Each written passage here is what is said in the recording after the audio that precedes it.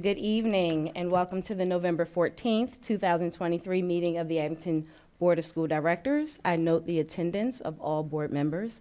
Please rise for the pledge. I pledge allegiance to the flag of the United States of America and to the republic for which it stands, one nation, under God, indivisible, with liberty and justice for all. Thank you. The Abington Board of School Directors has convened this evening's meeting at the Administration Building, and the public is welcome. In consideration of the health and safety of the school community, this meeting is also being broadcasted live on the Abington School District YouTube channel. This meeting is being recorded and will be accessible on the district's website and cable channel no later than Friday, November 17th, 2023, to allow those members of the public who cannot participate to view the proceeding at a later time. Comments from citizens will be conducted in person and by phone. Information regarding participating remotely in public comment will be displayed on the screen at the time of public comment. The board thanks the public in advance for its cooperation. This is a place where we hold dignity in high regard. Your voices are welcome in this space. Are there any additional items to be brought about this evening from my fellow board members or from Dr. Fetcher? A few announcements. Yes, please. Good evening. First, it saddens me to once again start a board meeting by asking for a moment of silence. Tonight, I would like us all to remember Ms. Joanne Wassel, a long-term administrative assistant at Roslyn Elementary School, who passed away at the end of October after a long and hard-fought battle with cancer. Ms. Wassel had been with the Abington School District since 1999, serving in positions mostly at Roslyn, but also at Copper Beach Elementary School during that time. She was a resident who also sent her own children through Abington schools. I ask that you keep her loved ones, as well as the Roslyn Elementary School community, in your thoughts as they continue to mourn her loss. Please join me in remembering Ms. Wassel with a moment of silence.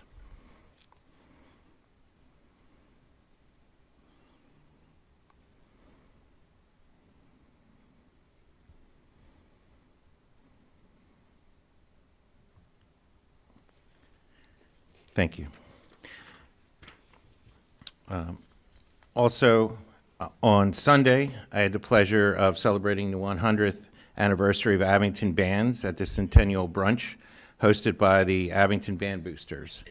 Many of our parents, guardians, and alumni were in attendance, and it was nice to see how much this long-standing music program has positively impacted their lives. I thank Dr. Matthew Harris, Supervisor of Fine Arts for Abington School District, for his continued support of these talented students, and to band director, Mr. Joseph Dotato, for the time and dedication he puts into the program each year. Congratulations to our marching band on this most important milestone.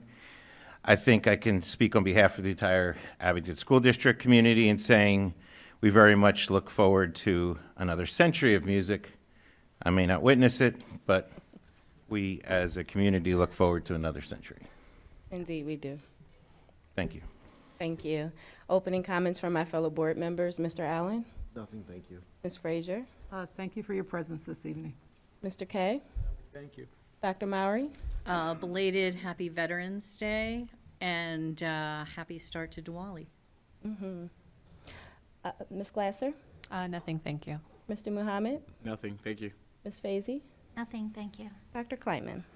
I just wanted to thank the district for allowing parents to visit classes. I had the opportunity to visit my 8th grader's social studies class. I did offer to join every class with him from now on. He declined my offer, but it was very nice to visit his class. And my husband was able to visit my daughter's class at Copper Beach, and it's just a pleasure to be able to see, class in action. And we don't get an opportunity to do that. So thanks for that opportunity. Excellent.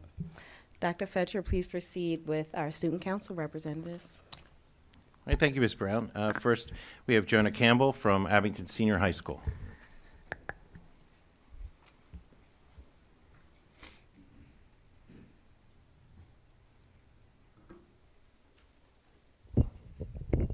Good evening, Dr. Fetcher, Mrs. Brown, and members of the Board of School Directors. My name is Jonah Campbell, and I'm the president of the Student Council Executive Board. And this month, we have some exciting things happening in the high school.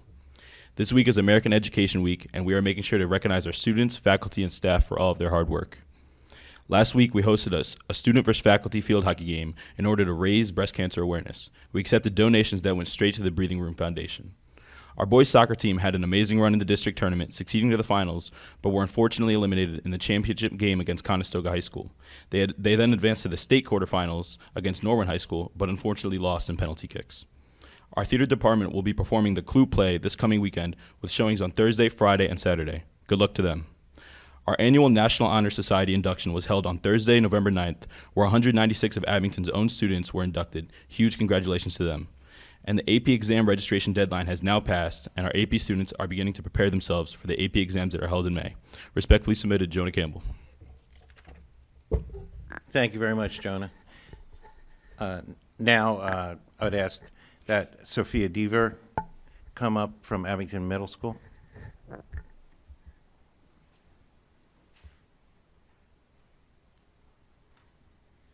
Good evening, Ms. Brown, Dr. Fetcher, and members of the Board of School Directors. I am Sophia Dever, and I am on the Executive Board of the Student Council for Abington Middle School.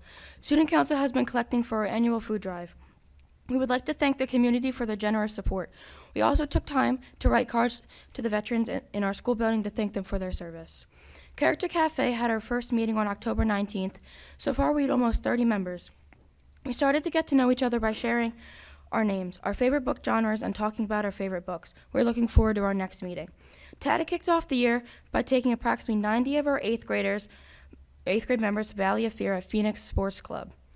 The students had a great time, and we look forward to our first all grades event in October, the TATA Unique Game Show. On Thursday, October 26th, Abington Middle School was proud to induct over 140 7th and 8th grade students into the 2023-2024 cohort of AMS chapter of the National Junior Honor Society. The students who were inducted were recognized for their excellence in areas of scholarship, leadership, citizenship, service, and character. These students will have joined a prestigious organization committed to the service to their school and locals of greater communities. On Tuesday, October 31st, 8th grade web leaders reconnected with their 6th grade student mentees in advisory. During this time, the 6th grade students and their mentors conducted a variety of team building activities, including a bingo challenge in which the students will fulfill acts of service that display safety, responsibility, and kindness during the month of November. Last weekend, 92 cast and crew members performed our fall production of The Miraculous Adventures of Edward Tulane. We're proud to share that the performances were a great success and the audience enjoyed the many talents of our students. The Knitting and Crochet Club has more than doubled in size from last year.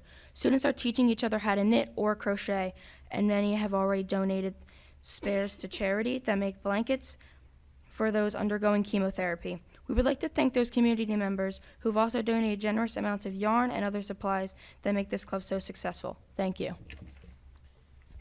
Thank you very much, Sophia. That concludes our student council. Thank you. It is always great hearing from our students. They are our future, so thank you so much for your time this evening. Dr. Fetcher, please proceed with this evening's honors. Thank you, Ms. Brown. First, this evening, I'm going to ask Ms. Ali Artur, our communications coordinator, to share a presentation honoring our veterans.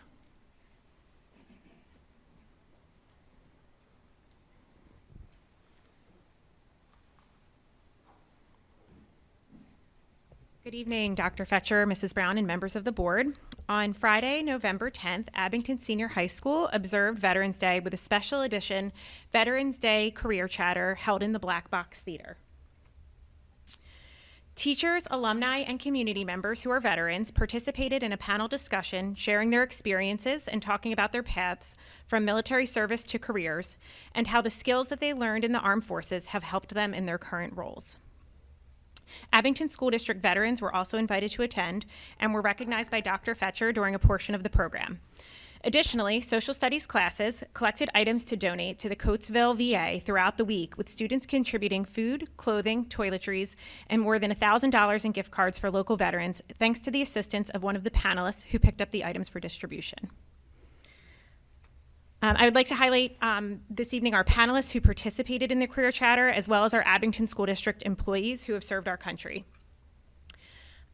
So representing the panelists, Brian Agnew and Heather Elmore, both who served in the Army and are Abington alumni. They were two of our Career Chatter contributors. And Matt Hansen, who is a community member, and Brian Klein, a community member as well. They also sat on the panel to talk about their current roles. Matt Hansen served in the Army, and Brian Klein served in the Marines. Also taking a moment to recognize our district veterans.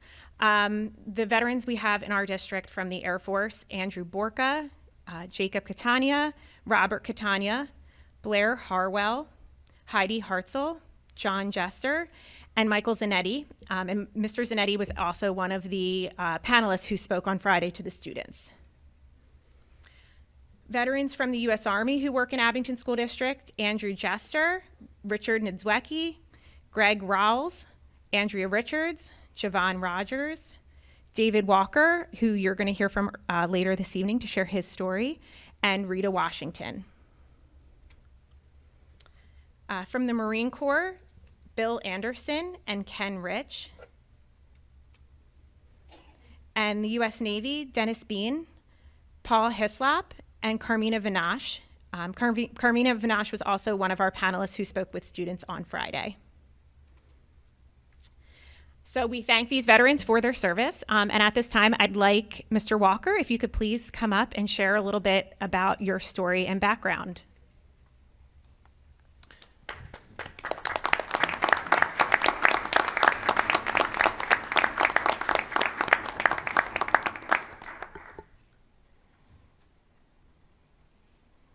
Good evening, everybody.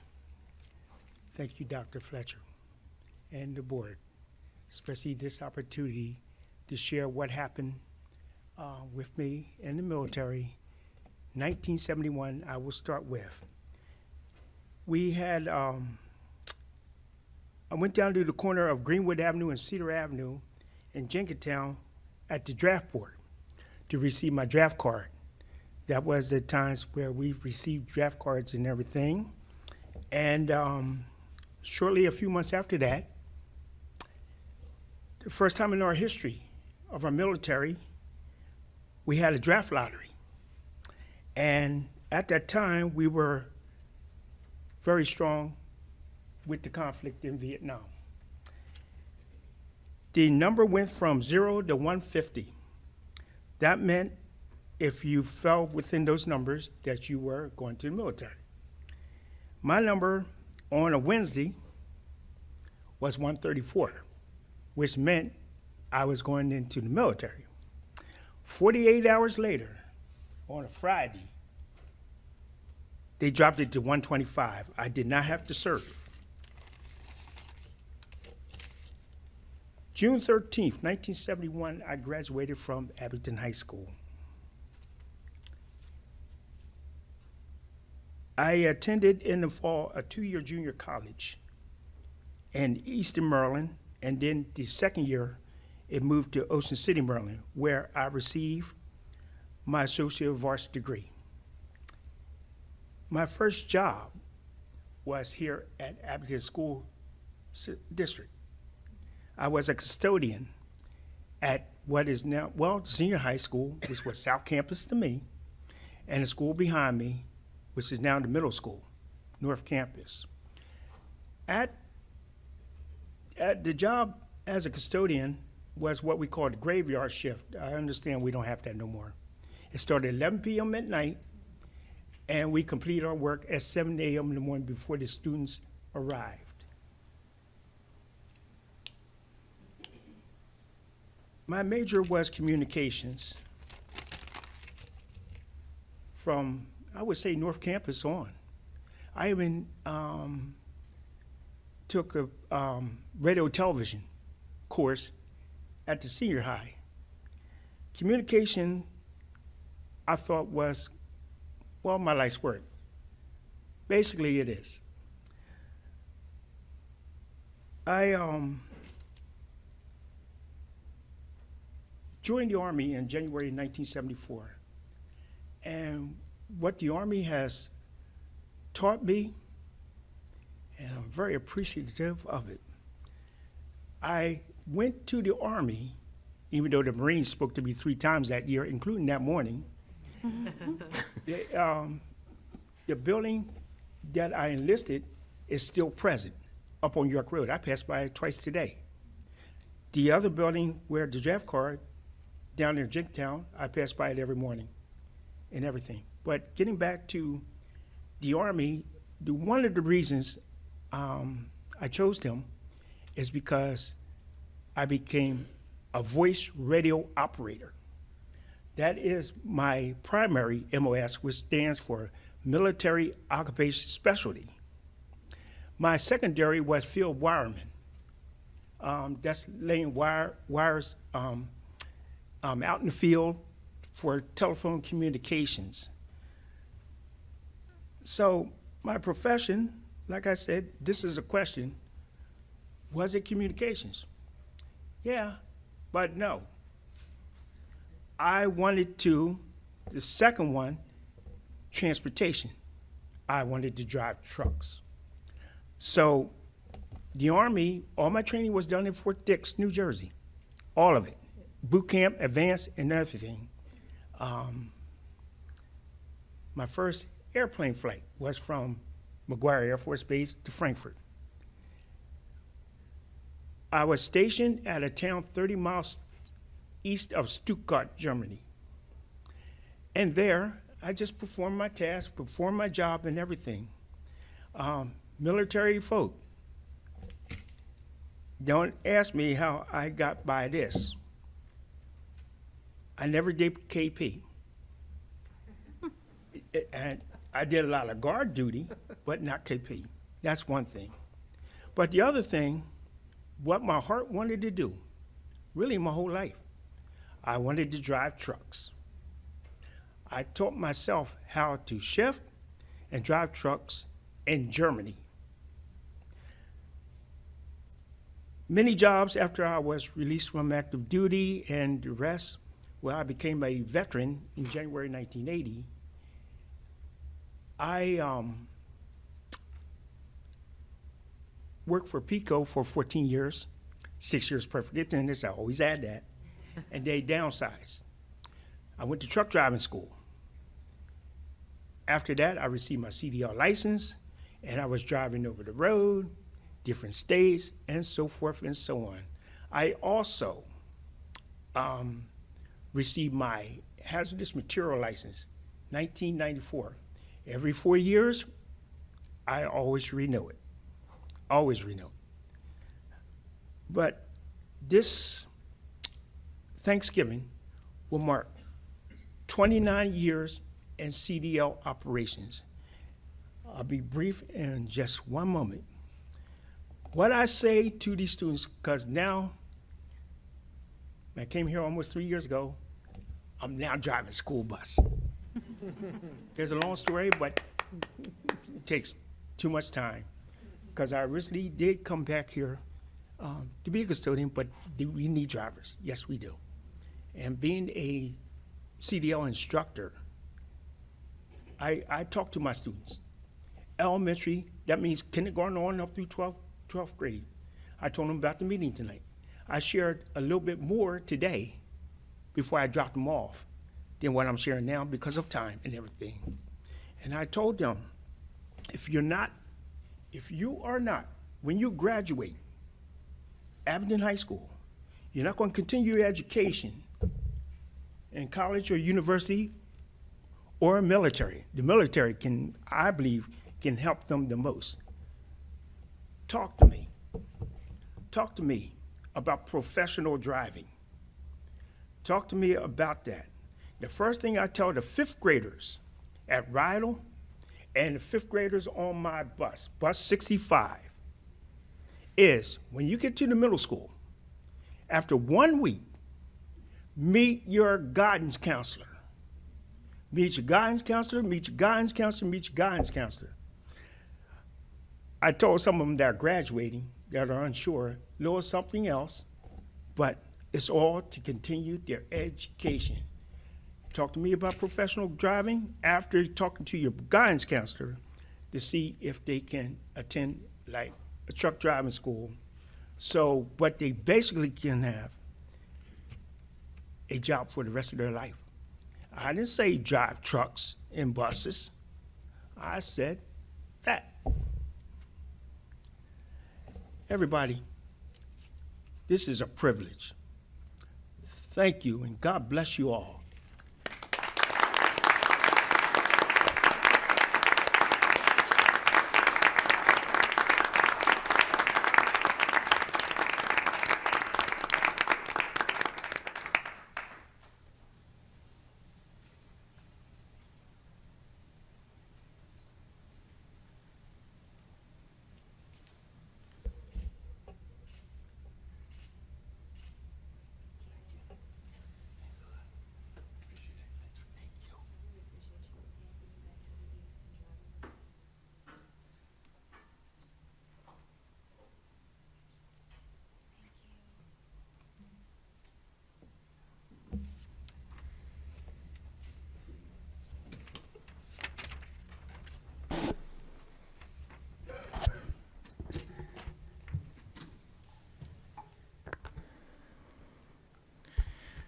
Okay. Thank you very much, Mr. Walker, for sharing your story, your connection to Abington from high school on to current, and we appreciate what you do to ensure that our students arrive to school and go home safely every day. Thank you, and thank you for your service as well. Yes, and I made note that you weren't drafted in. You chose to serve your country in 1974 or 1973, 74, 1974. So thank you for volunteering to serve your country, so that we can be afforded the freedoms that we have today. I appreciate you. And you're the first person our students see and the last person our students see. So thank you so much for your voice and pouring into them. We appreciate it.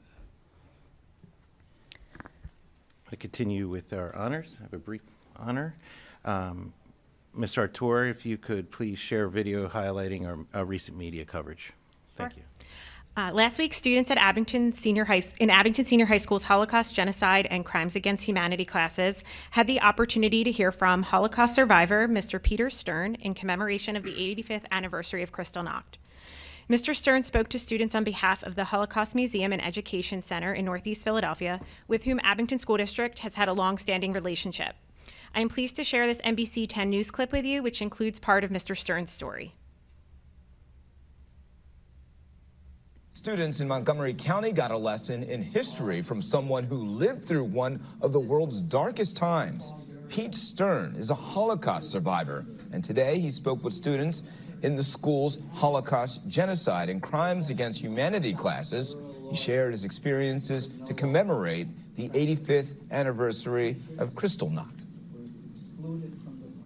I was put into the camps about 3-4 months before my 6th birthday, and we were released a month after my 9th birthday.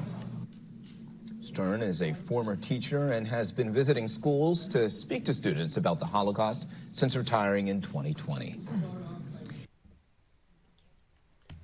Thank you. That concludes our honors this evening. Thank you. It is a treasure for our students to have that firsthand account of what happened from people who lived through it. And I know it was a good experience for them.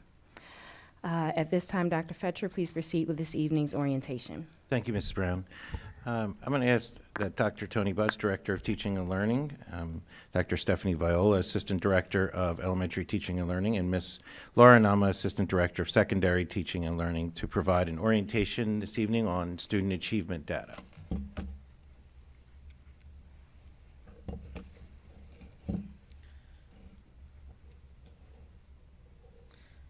Good evening, Ms. Brown, Dr. Fetcher, and the Board of School Directors.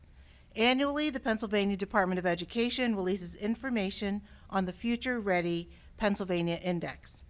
The presentation tonight provides an explanation of the Future Ready PA Index and student achievement information shared by the Pennsylvania Department of Education. For tonight's presentation, we will be focused on addressing three basic questions as it pertains to the Future Ready PA Index. First, what is the Future Ready PA Index? Second, what are the results of the Future Ready PA Index for Abington School District schools? And last, what are the next steps for the Abington School District and student achievement measures? Launched in 2018, the Pennsylvania Department of Education developed the Future Ready PA Index to be a comprehensive and public-facing dashboard around school and student performance. There are three categories of reports available on the Future Ready PA Index. These categories are statewide assessment measures, on-track measures, and college and career ready measures. Statewide assessment focuses on the Pennsylvania System of School Assessment, also known as PSSA, and the Keystone examinations. The PSSA is taken in three subject areas of English language arts, mathematics, and science. Both English language arts and mathematics are taken in grades 3 through 8. The science PSSA is taken in grades 4 and 8. The Keystone examinations consist of three assessments. The first Keystone is Algebra 1, and this assessment is taken when the student is enrolled in the Algebra 1 course. For students in Abington, participation in the Abington Algebra 1 can be in grades 7, 8, or 9. The second Keystone examination is the Keystone Literature Test, which is taken in grade 10. The last Keystone examination is the Biology Assessment, which is taken in grade 9. Based upon these state assessments tests, the statewide measures show the percentage of students who attain scores that are proficient and advanced levels. In addition, the state reports on growth measures and data on these assessments based upon analytics derived to show a year's worth of growth. Last, statewide assessment measures show the percentage of students performing at the advanced level. On-track measures include early indicators of success based upon grade 3 reading and grade 7 mathematics, English language proficiency, which is based upon the percentage of English learners who met their interim growth toward or attainment of English language proficiency as measured by the Assessing Comprehension and Communication English State to State for English Language Learners, or also known as Access for ELS test. This is a standardized assessment developed by the World Class Instructional Design and Assessment, or known as WIDA, another area reported on the on-track measures is attendance. Interim target goals are another feature of the Future Ready PA Index. The interim target goals are based upon baseline data taken from the 2017-18 school year and are based on the school's achievement results that school year for each PSSA and Keystone assessment. A target end goal was established for the 2032-33 school year, and interim targets were developed for each year based upon these two data points. Last, participation rates impact student achievement and growth performance because students who select not to participate receive a score of below basic in the calculations of the overall school performance. For schools that exceed 95% participation proficiency will be calculated based on the performance of tested students only. However, where participation rates fall below 95%, each subsequent non-tested student must be designated as non-proficient. At this time, Dr. Stephanie Viola will review the percent of proficient and advanced for PSSA for the last 2 school years.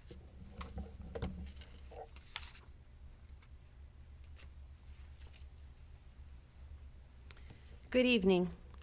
The first several slides you will see will show how our students performed on the PSSA for ELA, English Language Arts, Math, and Science. The PSSA, as Dr. Butt said, is given to students in grades 3 through 8. This table represents PSSA percent proficient and advanced performance in English Language Arts for the school years 2021-22 and 2022-23. In addition, this chart includes the change over the 2 years in the percentage of proficient and advanced levels of performance. The last column shows for comparison the state average for the 2022-23 school year. As you can see from this chart, all schools had a positive increase in the percentage of students who performed at the proficient and advanced levels, with some schools attaining a 6% increase and Overlook attaining a 9.9% increase. In ELA, to increase student achievement, we use evidence-based programs such as Haggerty, Enhanced Core Reading Instruction, ECRI, and iReady, each of which addresses core components of literacy instruction: phonemic awareness, phonics, fluency, vocabulary, and comprehension. On this slide, the table represents the PSSA Proficient and Advanced performance in mathematics for the 2 school years, 21-22 and 22-23. This includes a change over the 2 years in the percentage of proficient and advanced levels, and the last column shows the comparison for the state average for 22-23. As you can see from this chart, all schools had a positive increase in the percentage of students who performed at the proficient and advanced levels. We would like to draw attention to several schools that have made exceptional gains with a 10% or greater increase in performance. To increase student achievement in mathematics, we are implementing a new math program this year. We're using illustrative mathematics, which focuses on problem solving and deep conceptual understanding of mathematical concepts. Finally, I share with you the PSSA results percent proficient and advanced for the performance in science for the 2 school years, 21-22 and 22-23. This chart includes the change over the last 2 years as well, and the last column shows the state average for 22-23. As you can see from this chart, all but 2 of our schools had a positive increase in the percentage of students who performed at the proficient or advanced levels. The PSSA science test is only for students in grades 4 and 8, so this makes for greater variability in performance. Only 1 grade level means fewer students are in the overall count. Science performance was rather strong compared to the state average, and all the schools exceeded the interim target of 73%, yet we recognize 2 schools who show a decrease in performance. All schools engage regularly in data analysis to determine where needs exist so that we can target instruction. Now Ms. Anama will continue with some secondary results. Thank you. At the secondary level, the PSSA is given in grades 6, 7, and 8. This table is very similar to what Dr. Viola just explained, with 2 years worth of data and the change over time.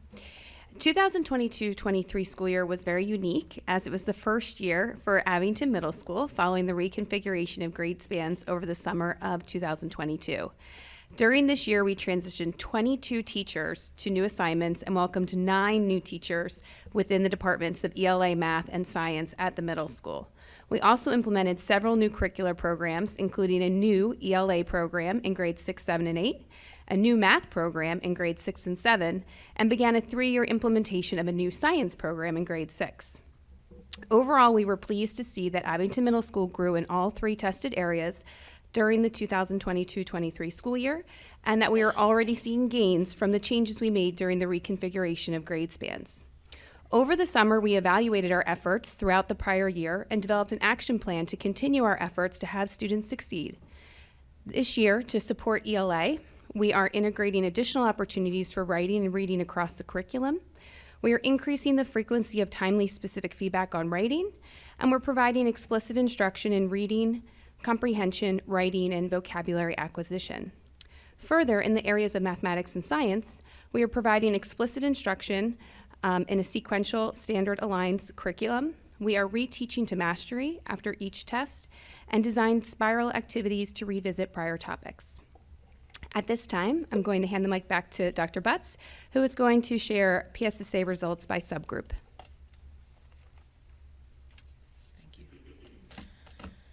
As part of both the Future Ready PA Index and our own district internal process for school planning, our administrators and teachers review subgroup data. In the next several slides, we'll review first the demographic data of subgroup populations in the district by school. This will provide a greater context of the percentage of students who represent different subgroups. After reviewing the demographic data, we will review the PSSA student achievement data from the last 2 years for these subgroups. As a point of information, subgroups generally fall under 2 types of subgroups. The first will focus on race and ethnicity. The second type of subgroups on student participation in either economically disadvantaged or in specific school programs such as English language learners or students who have disabilities and participate in special education programs. In reviewing the percent enrollment of the different subgroup populations, the categories that are published by the Pennsylvania Department of Education are as follows: American Indian, Asian, Black, Native Hawaiian or Pacific Islander, Hispanic, White, and 2 or more races. This chart illustrates the percentage of the population in the 21-22 and the 22-23 school years. Please note that our students represent the great diversity that we have in our school district. In this slide, we see the percent enrollment of our student subgroup populations in the following areas: economically disadvantaged, English language learners, and students with disabilities. This chart also details the percentage of participation over the 21-22 and the 22-23 school years. To explain these 3 areas, note that economically disadvantaged refers to the participation in the free and reduced lunch programs. The English language program is for students who are identified as needing direct instruction in English language acquisition through a home language survey and an English language proficiency test. The last category seen here is the students with disabilities, which represent students who are identified for needing additional learning support and who receive an individual education plan, also known as an IEP. The last column on this chart provides a total number of enrollment at each of the buildings listed. As a reminder, the district reconfigured grades at the end of the elementary level from grades K through 6 in the 21-22 school year and reduced a grade in the elementary schools to grades K through 5 in the 22-23 school year. The middle school was comprised of grades 7 through 9 in the 21-22 school year. Grade 6 moved up to the middle school in the 22-23 school year. And grade 9 moved from the middle school to the high school. In the 22-23 school year, the middle school consisted of grades 6 through 8 as a result of the reconfiguration. Therefore, you will note the reduction of the total enrollment numbers at each of the elementary schools. Also, please note that the overall information shows an increase from the 21-22 school year for economically disadvantaged students from 26.2% to 31.9%. Also, there was an increase in English language learners from 2.8 to 3.8%. Last, the district has seen a slight increase in the percentage of students with disabilities from 17.4% to 17.7%. In addition to reviewing the progress of all students, information of the Future Ready PA Index reviews disaggregated data by reviewing subgroup populations by race, by economically disadvantaged, and by students participating in different programs. This slide shows a sampling of the different student subgroups on performances for proficient and advanced on the PSSA English Language Arts or ELA test. Information on all students are included in this table for comparison purposes. Also note that the IS indicates insufficient sample size, where the sample size fell below the N of 20. As with the previous slides, information on this table represents the results from the 21-22 and the 22-23 school years.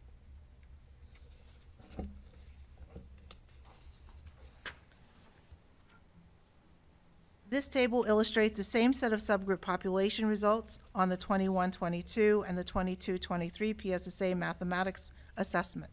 As noted previously, IS stands for insufficient sample.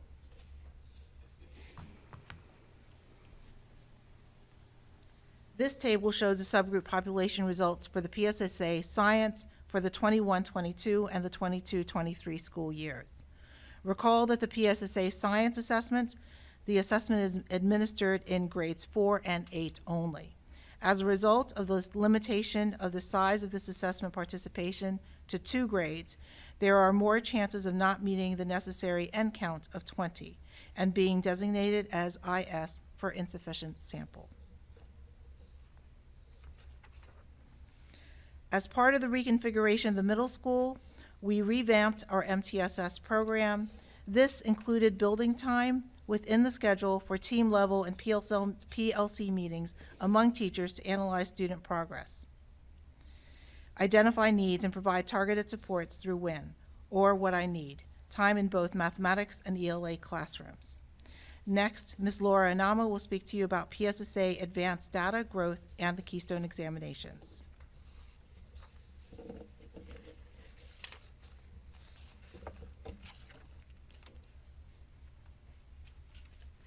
For our last set of information on the PSSA exams, we're going to take a quick look at the percent of students that are achieving advanced on the exam.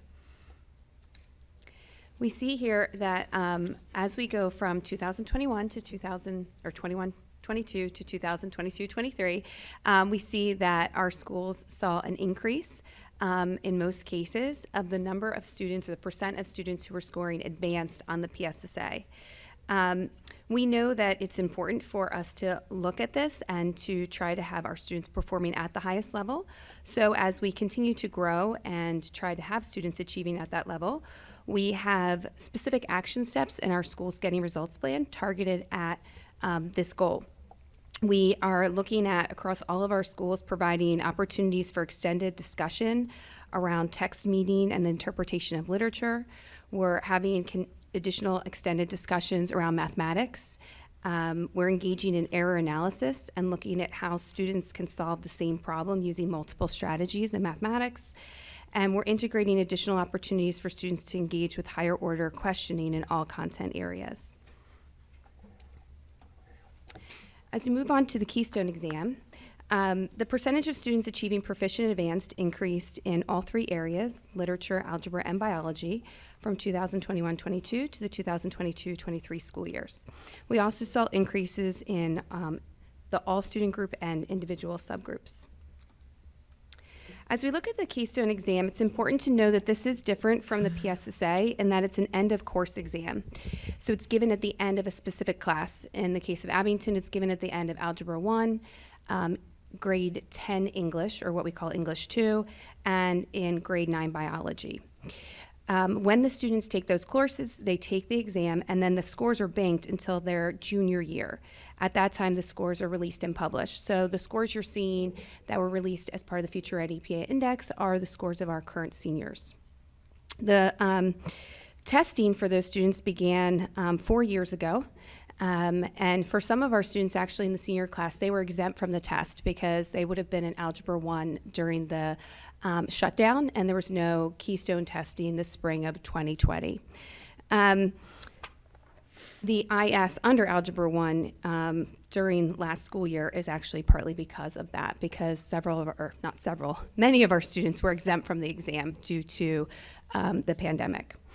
As we look at this, you can see that the scores did increase, from 21-22 to 22-23, and that we are doing well compared to the state average in literature. The senior high school, as with all of our schools, is committed to improving our assessment results and the success of all students.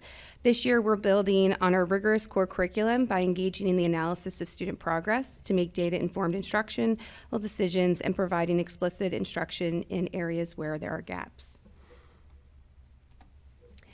As we look at this slide allows us to see our disaggregated data for 5 of our subgroups.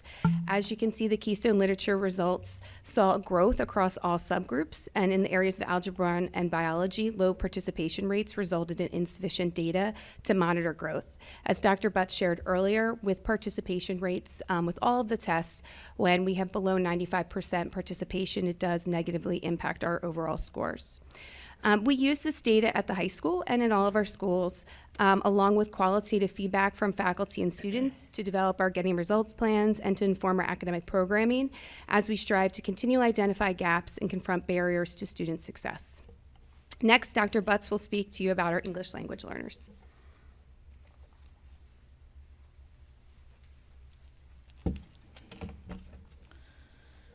For our English language learners, we have noticed that there has been an increase and that there are now 4 reporting schools for English language growth and attainment scores.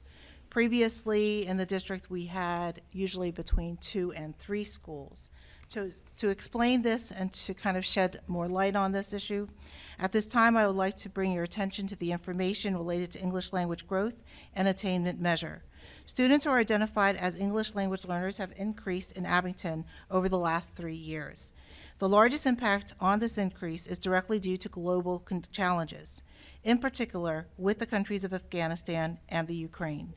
We wanted to bring this to your attention tonight as we anticipate that the numbers of students in Abington would only increase over time who need additional language support and language acquisition in English, and we do not see any decreases taking place in the near future.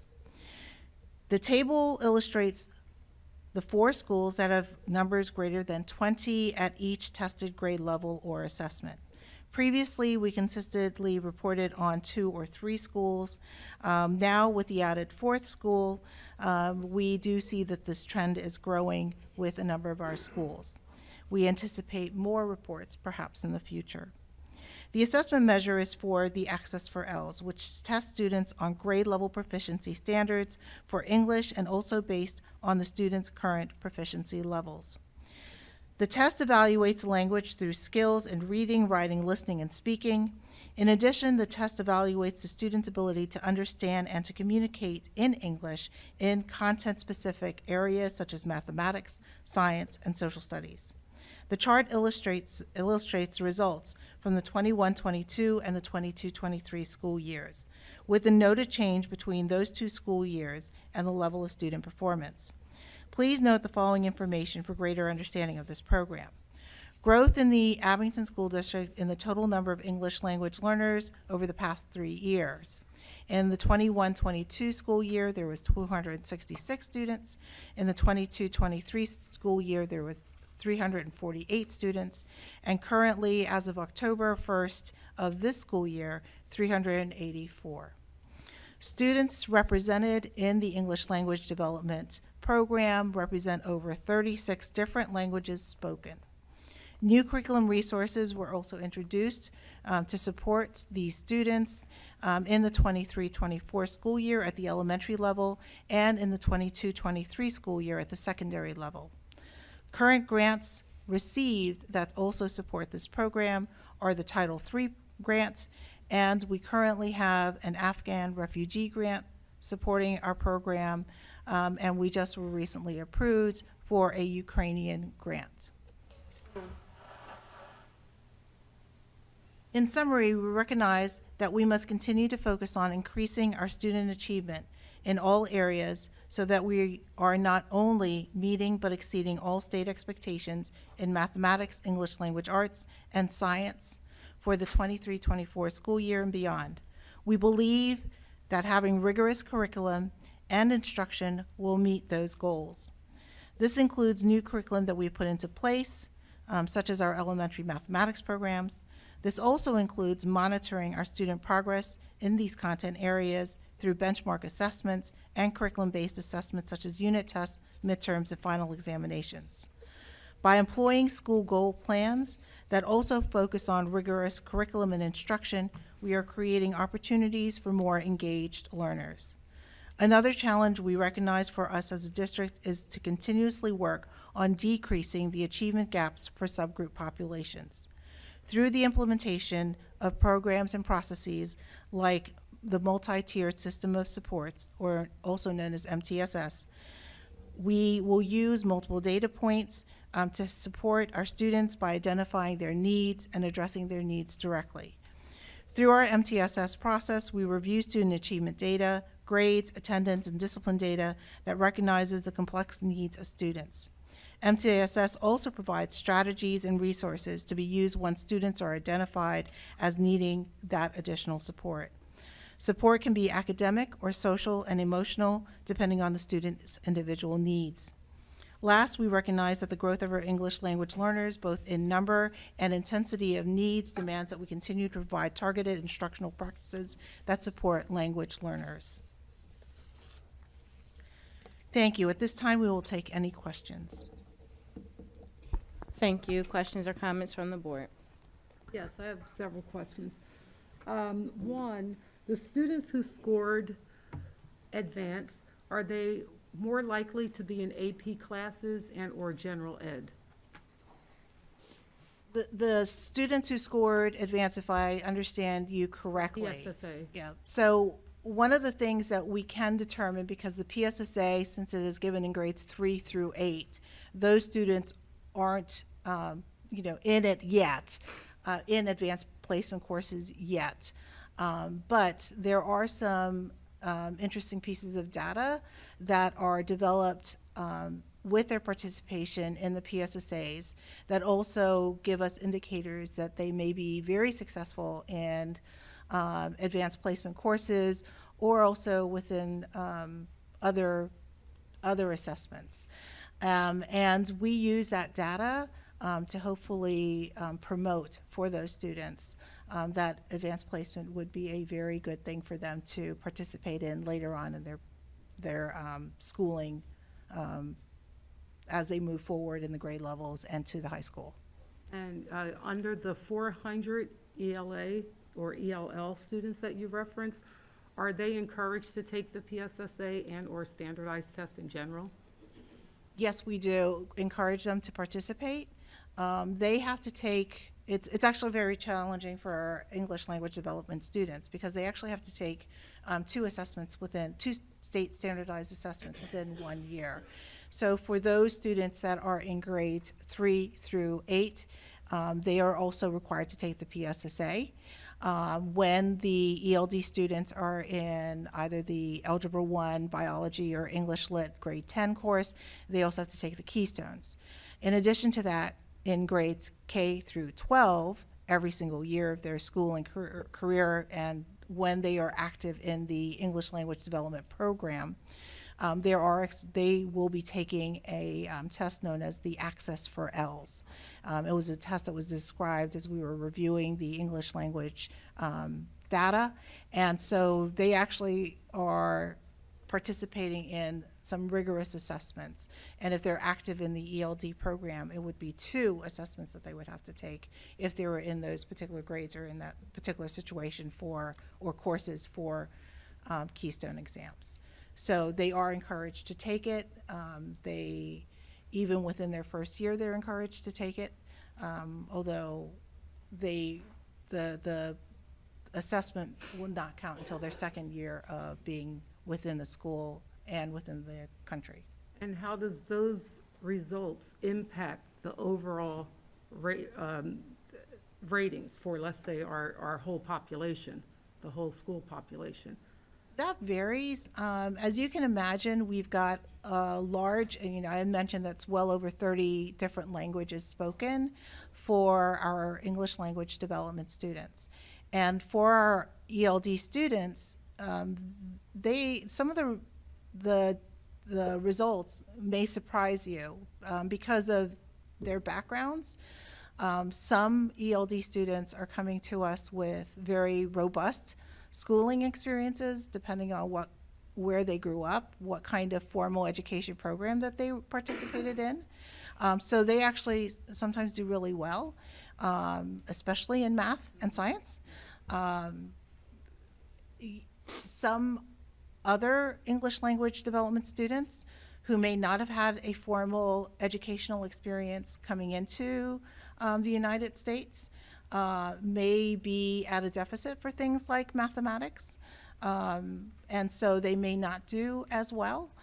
So it's a very wide range that we see with our students because there can be there's such a wide difference, and a lot of that is dependent upon their own history and their own experiences coming into the country. Thank you. I have a question. So some information that was provided to the board earlier didn't make it into this presentation. And I'm looking in particular at the pre-COVID versus current levels of proficient and advanced PSSA performance standards for all students. So scores have come up from 2021-22 to 22-23, but across ELA, math, and science, they are still not back to where they were. Yes. And, hold on, I have one more thing to say. I'm particularly concerned about a really precipitous drop-off in ELA scores, or in ELA proficient advanced PSSA performance between the grade schools and the middle school. It existed pre-COVID, but is much more exaggerated now. So I was wondering if you could speak to that. If you could, hold on one moment. If we want to make sure, I agree with you that the chart was not in there, we can take a brief recess, put the chart up there so that the public has access to it. Sure. If that's all right. Is that all right? How long do you need? 5 minutes. 5-minute recess. Thank you, everyone, for your patience. I want to thank you for your patience. For anyone who's on their mobile device and you're accessing the updated agenda, you'll see that this is added as an additional attachment, is not embedded within the PowerPoint slides. And if you're on Board Docs, you will have to refresh Board Docs in order for the attachment to appear. Thank you, Dr. Melissa. Dr. Mowry? I feel like that's what my kids' friends used to call me when they were little. So just to reiterate the question, one of the things I had asked for is comparative data between pre-COVID achievement, or the percentage of students who were scoring proficient or advanced in the year before COVID hit, and then in the most recent assessment year.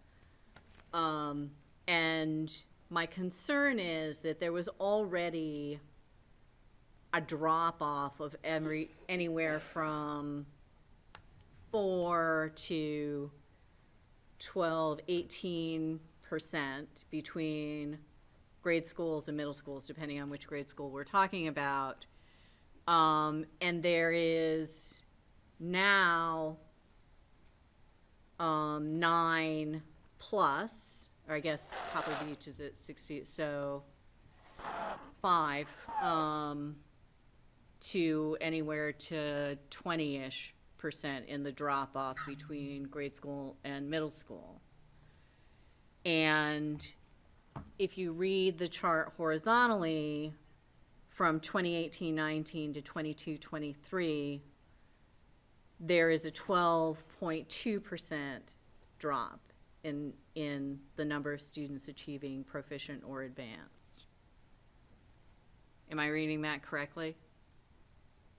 At the minus 12 for ELA at Abington Middle School, is that what you're referring to? Well, Yes. that's yeah. So there, in other words, I have concerns about the discrepancy between grade schools and middle schools in both those assessment years, but then also the continuing lag in ELA proficient and advanced achievers at the middle school level from pre-COVID to the most recent assessment year. Right? Yes. So in other words, they're still not back to the pre-COVID level, and that's the biggest deficit in the content areas where students are assessed.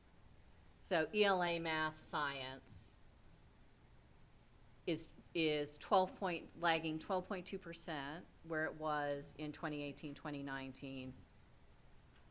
5% in math, 9.5% in science at the middle school level. Correct. Okay.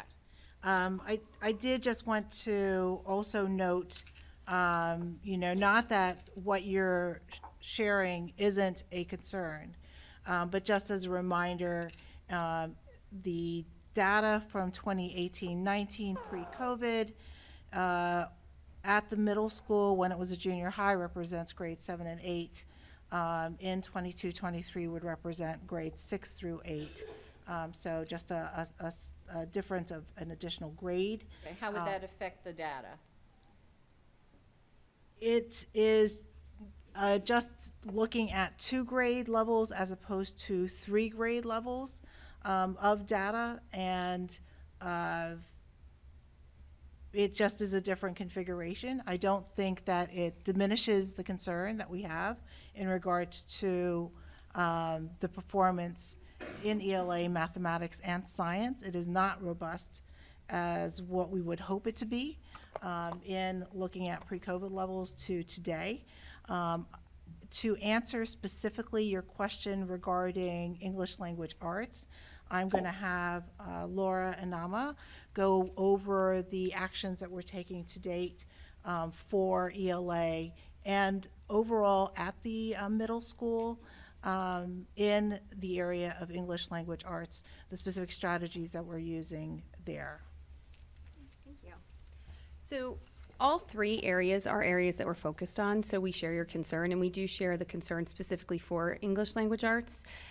Knowing that we were bringing 6th grade up and that the configuration at the elementary level is very different than that at a secondary level, when we were examining how we were going to schedule students in 6th grade, that was one of our biggest areas of kind of wonder, was how we could mirror the similar type of instructional time and program that was happening at the elementary level compared to the secondary level, where we operate on periods as opposed to having one teacher for the day. And so we took a multi-pronged kind of attack to that, one being that we changed the structure of the middle school to have blocks, and so math and ELA are happening on a daily basis. With that, it's still in ELA does not mirror the same experience they would have had in 6th grade in terms of time. We also looked at curricular programs. So prior to the reconfiguration, the students were mostly engaging in novel studies in 6, 7, and 8. And so we adopted a program called Study Sync that is focused instead on the story itself, is more focused on analyzing a story to develop skills. And so the way our students are progressing through this to try to help recoup some of those skills that might have been gaps that were established during the pandemic, or just to fill in because they just lack some skills. The way Study Sync works is they start with a fresh read. We call it a first read, where they read the story, and they do immediately a small comprehensive comprehension quiz. And then they dive into specific skill work. And so that could be synthesis, it could be summarizing, it could be literary analysis of some type, it could be looking at figurative language. So they go into skill work, and then they eventually work into essentially doing an analysis of the text, where they do writing that includes text-based evidence and analysis of text. So they really dive into small excerpts or short stories to really focus on skill development. So the program has really turned to very skill-focused over the last year and a half, I guess, or 3 months, in terms of trying to fill in those gaps and really develop skills for students. In addition to that, in the past, we started last year for the first time the WIN program at secondary. The elementary had been doing it for the year before and saw a lot of success. So we tried mirroring that program. We brought it up. So that was new last year. This year we're continuing with WIN. We've looked at new ways to rotate the students through small group. We've been really emphasizing this year how we are differentiating small group instruction to make sure that we're challenging all students. So again, if you remember when I talked about our advanced students, and I know that's not necessarily what this slide is addressing, we're looking at how we're trying to raise all students and get all students achieving at a higher level. And so there's been a lot of work around that differentiated small group instruction.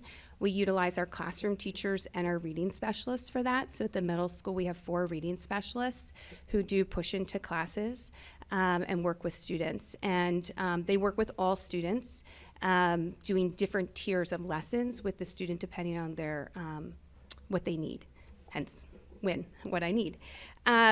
Other things that we're trying this year for as like a real concerted effort to improve our students' reading and writing skills. We have a sort of a campaign at the middle school for writing across the curriculum. So we've asked teachers in all disciplines to increase writing and to increase the timeliness of specific feedback. So one of the things that we talked about a lot as an ELA group, as we reflected on last year and went into this year, was how we thought the program was going, how we saw students progressing, and what needs we had.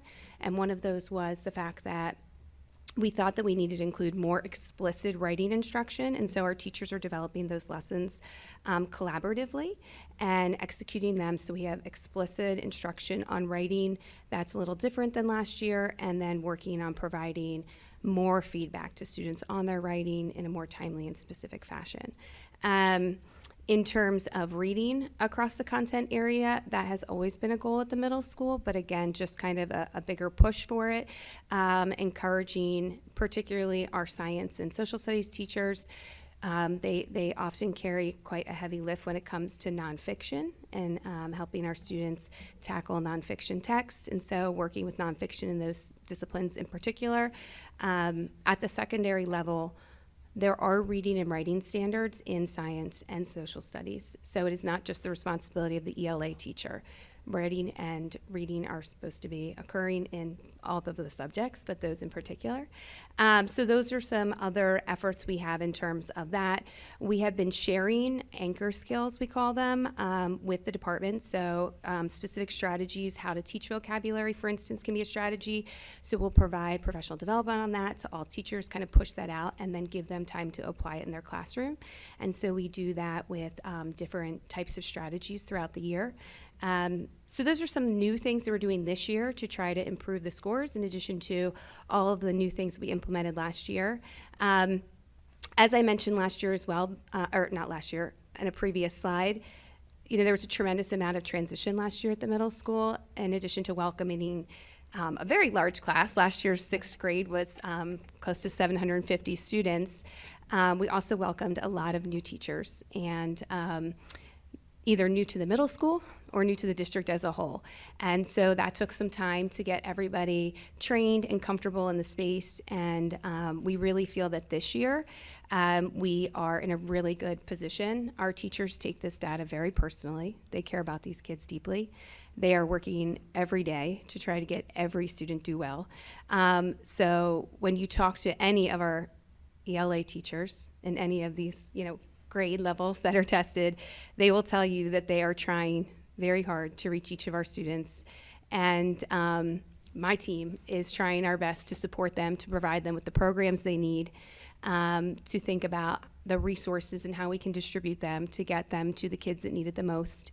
And I feel like we have made a lot of progress over the last year and a half, and hope to continue to see our scores increase over time.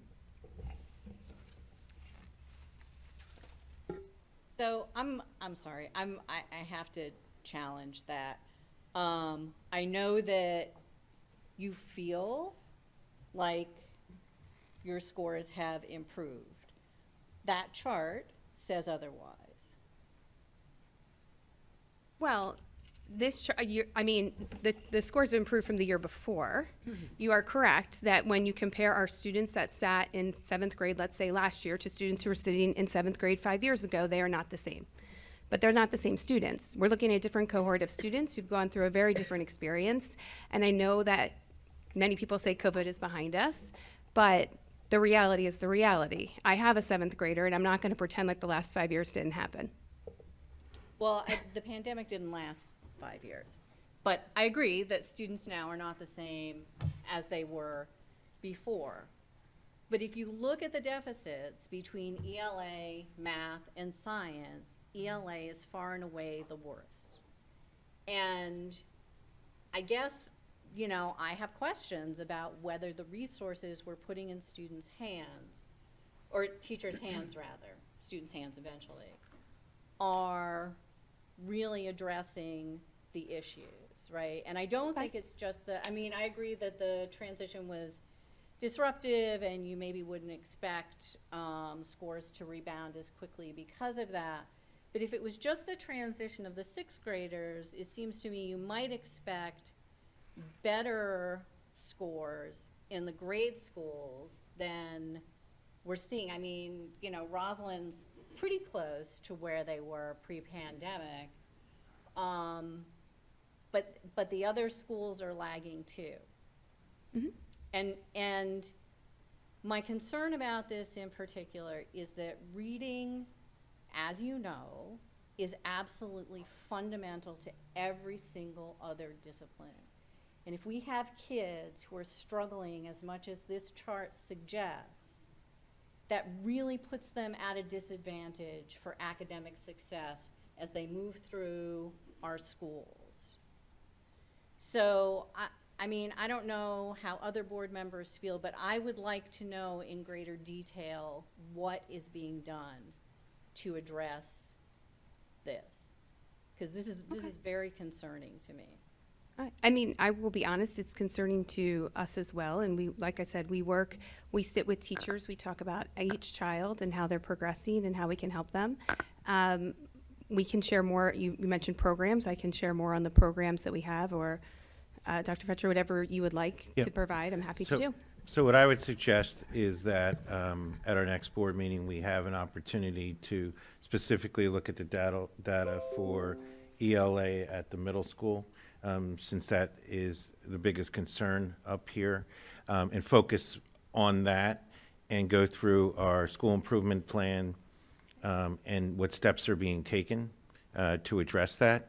And also any of the steps that from the last time when we did present our school improvement plans, I have met with each of the principals and the committees that have worked on that and the teachers. There have been changes to those plans as the school year has progressed based on data that we've found. So I would like the opportunity, you know, at the next board meeting during the orientation portion to focus specifically on the middle school ELA in order to answer that question in a more thorough manner with data, and you know, so we ensure that we're not just conjecture. Sure. Okay. Can I ask one just clarifying question? These data are from the PSSA scores, right? So this is a singular metric that we're looking at right here. I just want to clarify that this isn't like a comprehensive. This is one standardized test. This is just one standardized assessment taken at that particular moment in time with that particular cohort in time. And that's, you know, that's the measure that we've been focusing on tonight, which is just the PSSA. I just wanted to clarify that this was a singular measure. I wanted to make sure that I understood that. So with that, and I'm glad that you brought that up, with the school improvement plans and how are we addressing this, there are, you know, of course, other measures that will be discussed, and I think that's where if we do a deeper dive specifically on that topic, we can address some of those other areas and how we're measuring progress or growth within the students as well. Yeah, I think that would be helpful because I don't disagree with anything Dr. Mowry said. But I also, you know, just because PSSA scores go up or down, it's not always necessarily reflective in and of itself of student knowledge and achievement. So it's one metric. I'm not disagreeing with anything you said, and I think that there are issues here. I'm just saying I would be concerned if the only thing the district was doing is trying to get just these scores up. Correct. Yeah, that's right. Yeah. I made a note of that, so thank you for saying it, that these are summative in nature, and it's one point in time. And for the action steps, I will say that for the action steps, I would like them to be narrowed down to include those other metrics that are used to show that students are showing progress over time, not just in achievement, but also in growth, because we want to continue to see growth. And based on the scores from the previous year to the 22-23 year, we have seen growth in every category with the exception of science and the Algebra 1 Keystone. Now, there's something to be said about mathematics that goes beyond our district. For the average for the state to be 38.3%, that in itself is problematic, which shows, statewide, we need to have a greater focus on our expectations for our students with mathematics and how we can better serve them so that that average is higher. But yes, for the action steps, that last slide, I would like for it to be narrowed down to include how will we measure success and how will we know that we are successful? And what are the levels of intervention? We mentioned MTSS, and I know this was just the Future Ready Index, but sometimes when you paint a picture, it's important to share that other piece so that we're not just left with something that does not totally reflect our student body, because some of those low scores are impacted from students not taking the test, right? Yes.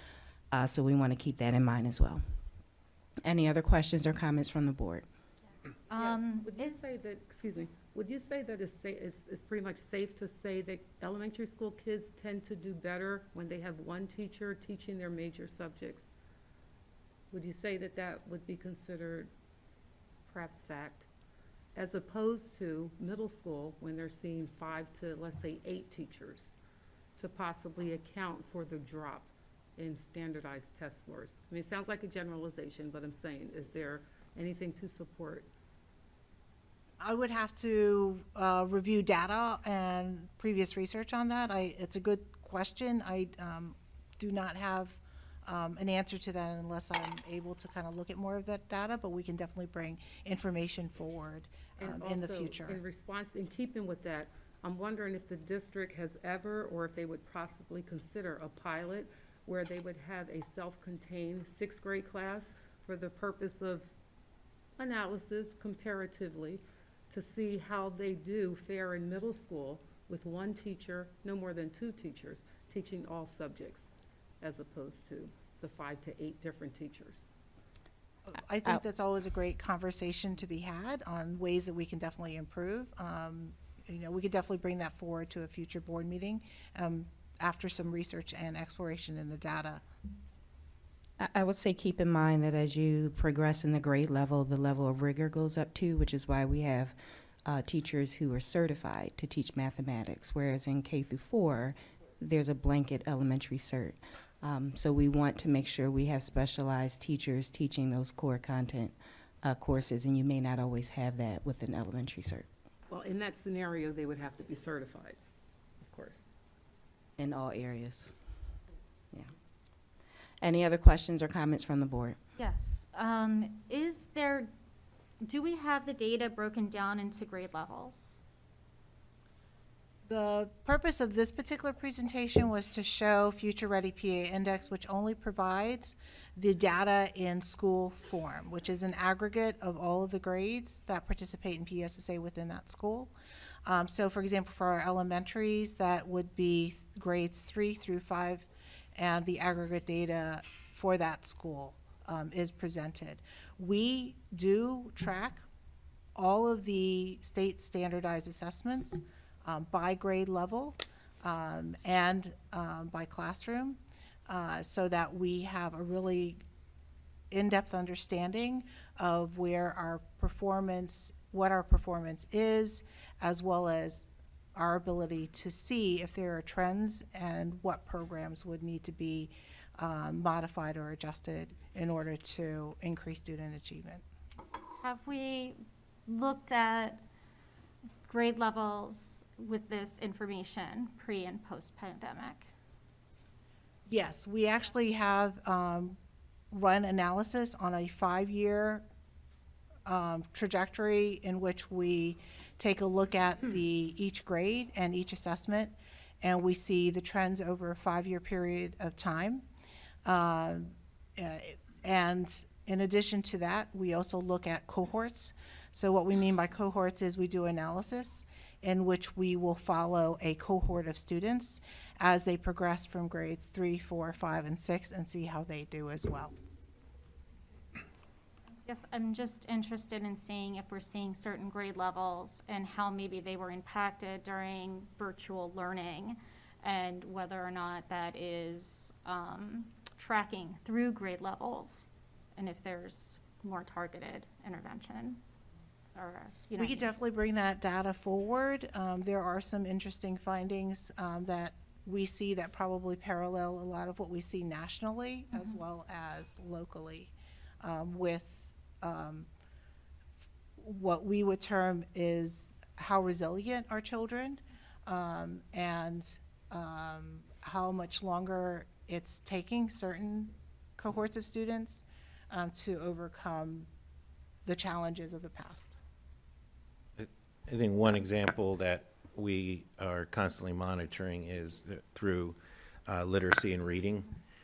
So when we look at those who were in kindergarten and first grade during the pandemic and monitoring how their performance is on initially on a reading assessment, and then also as they progress into third grade with the PSSA. And that's one example really where a grade that we've had a lot of discussion in the district about the impact on learning how to read remotely, and what that has done, and what we can put into place and safety nets we can put into place for the future. So that's just one example, but I think probably the most impacting, negatively impacting example of how grade levels have been affected, and it's the early readers, which we know that as they progress, we have to really address and, you know, put a lot of time on literacy and reading skills moving forward, even in the next, 3 to 5 years for those particular students, because they characteristically are delayed already.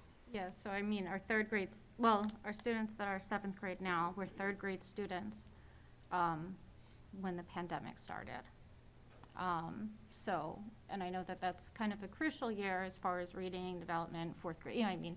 So you're seeing, just interesting to see how that would track.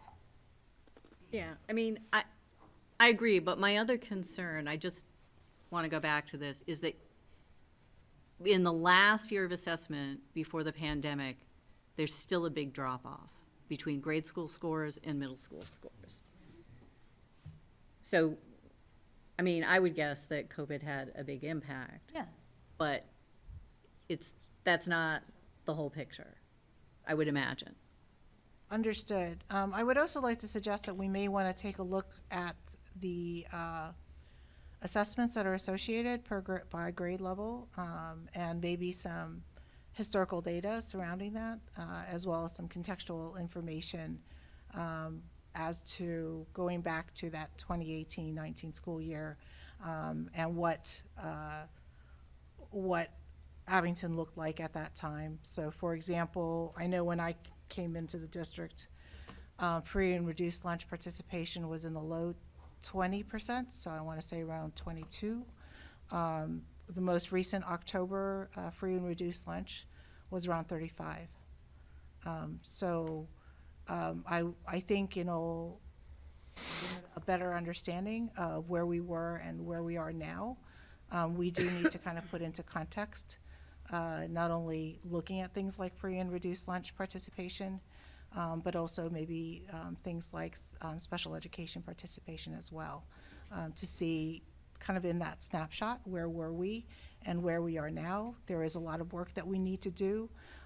We all want to make sure that all of our students are doing the best that they can possibly be, and we do want to see kids as well as our programs reclaim the achievement that we did in the past. I just want to speak to Dr. Mowry's point just for a moment. I hear the concern in terms of the simple question being what's happening between 5th and 6th grade, or the end of 5th grade and the end of 6th grade, causing a drop that predates the disruption of COVID, that predates any of those demographic changes that you mentioned. And so that's an important concern, and thank you for raising it, Dr. Murray. I just have one comment and one question. So my comment is to say that I understand that we are not back to where we were pre-lockdown. However, I am heartened by the growth that you have done. And so I want to start by just saying I'm very grateful for all that you are doing and all the work that you're putting into making sure that our students are being evaluated for their needs, and we're putting things in place to help them be successful. And so all of the work that the teachers are doing and all of the work that our student support staff is doing, I want to take a moment to recognize and say that while certainly I share concerns about where our numbers are, the fact that we are growing demonstrates to me that we are capable of that, and we are capable of continuing to do that. And so I'm very eager to learn more about and see more in terms of where we double down and what is actually working. If we have data that suggests certain interventions are working better than others, what those may be and where we can put a little bit more of our focus and attention. So that's my comment. My question is related to the illustrative math implementation. So is there, I mean, it's still relatively early in the year, but are there any indicators that currently suggest it's meeting expectations or exceeding expectations? I'm going to defer to Dr. Viola, who can share with you our implementation of the current program.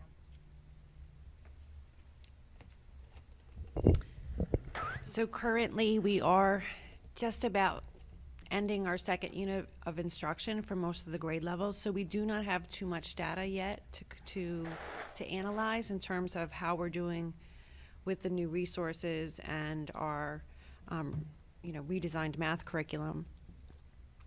I will say that we have had a really great beginning to our implementation. We have had numerous professional development sessions. I've said this in many places that we were fortunate, thanks to you all, to have the ability to start professional development with the teachers last spring. So they have been in it for at least 10 months now, and they have really walked into their classrooms and done a great job getting the program started, working with the students, and wrapping their arms around the students in terms of understanding the new pedagogy, because it is a problem-based program. So our Unit 1 data hasn't been completely analyzed because we are using various means of collecting that data. So in some grades we're using print versions of the assessments, in some grades we were using digital, and we're still working with the teachers to kind of finalize that process. But it's difficult to compare Unit 1 data to Unit 1 data from last year because the sequence of topics is not the same. So. Okay. When do you think we might have a better understanding of the implementation and how that's going? So we could possibly present some of the curriculum data in the next presentation, depending on your desire. So I would be somewhat cautious on that because illustrative math or illustrative, whatever it's called, it's a whole new language of math.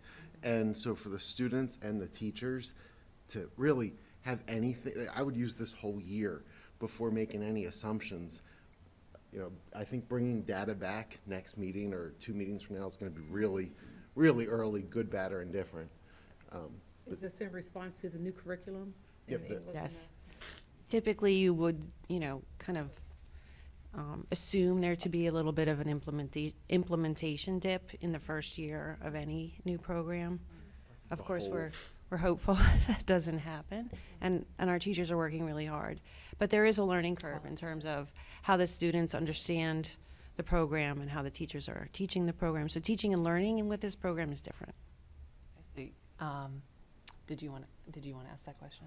So yeah, what about just feedback from students and teachers in regards to how they're experiencing it in the first quarter, first half, first 3 quarters of the year, just to get a sense of, it is a shift, right? And we're seeing illustrative math in my district as well, and it's a major shift in how math is being taught in a lot of classes. Some teachers have done this naturally for a long time.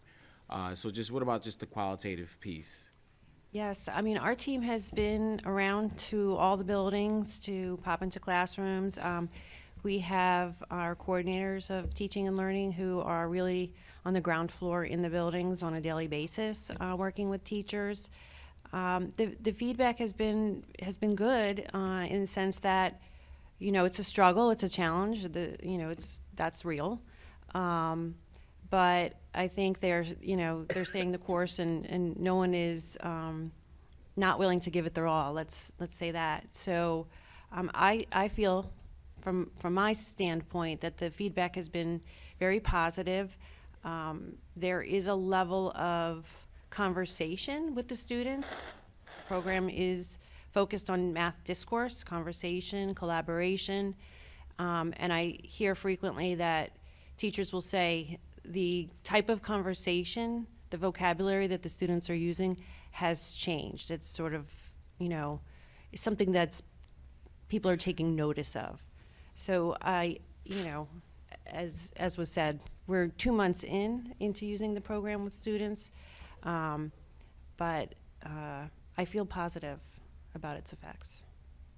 And we still do use the iReady program for mathematics, so we do have diagnostic assessment information about how our students are doing. So regardless of our curriculum-based assessments in that data piece, we still are monitoring with something that was used prior, so we have a gauge to compare from year to year. Any other questions or comments? I just have one final one in regard to decreasing the achievement gap. I do notice and applaud the growth from, I think it was about 8% to 20.4%. What's missing for me are the raw numbers, like what is the N? So I don't have that to see if there's a big shift in the numbers, but for that MTSS to be part of the action step, again, I would like to see what does that look like? How do you identify who needs what, and how are they getting it, and how are we going to measure success, and how will we know when we're successful? Any other questions or concerns? Thank you so much for your time.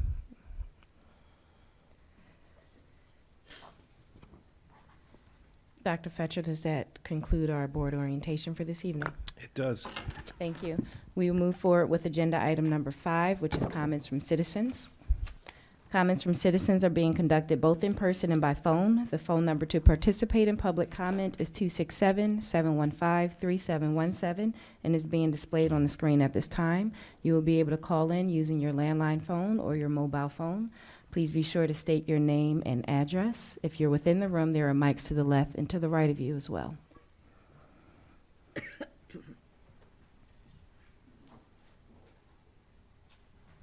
Hello, good evening. Good evening. Karen Jean Charles, Osceola Avenue. Thank you for that presentation. I appreciated it. I have a couple of questions. One, I want to know, does Abington have a target? And I just want to say, I know we talked about that presentation, the PSSA. That was just one snapshot in time, but it's a snapshot that's important enough that the state monitors. So to me, it is a critical thing that we need to look at. Is there a target specifically for the school district as far as what, for each, whether ELA, math, or science, what is the expectation? What are we trying to hit? Where we want to be? Because right now, we are probably not doing so great with the average. I mean, and Ms. Brown, to your point, yeah, the state average in math is low, and Abington is lower. So what are we doing, So I would like to know that, what is the target that we're shooting for here with the test? The other thing I want to know is the kids that are opted out of the testing, why are they given a below basic? Because they didn't take the test. So why is it reported as below basic? Is that to meet the threshold of participation?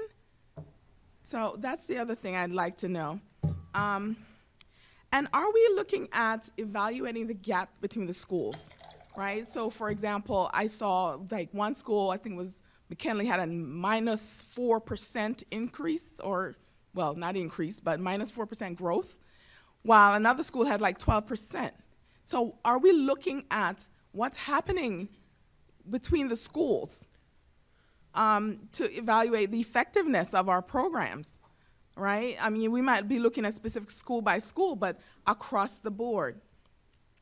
Also, I would like to understand the subgroups a little bit more, because I did notice that within the subgroups that were broken down by race, ethnicity, I think it was explained, that we didn't see any data for the population of white students and what they're testing in that subgroup. So I'd like to see that. And what are we doing for that snapshot? Does it mean that the kids, what does that mean for the kids? Particularly the fact that, how does that impact the kids when we are giving them, they're opted out and we're saying, reporting a score of below basic for them? How is that impacting the student? I'd like to know that. And as far as the free lunch participation, so free lunch doesn't necessarily means that a child can't learn. So I think there's something there. I mean, that's how I understood that comment, right? Free lunch, thank you. Thank you. Okay, my time is up? All right, thank you. But I'd like to understand those. Thank you so much for your voice. There are mics to the left and to the right of you. Please be sure to state your name and address.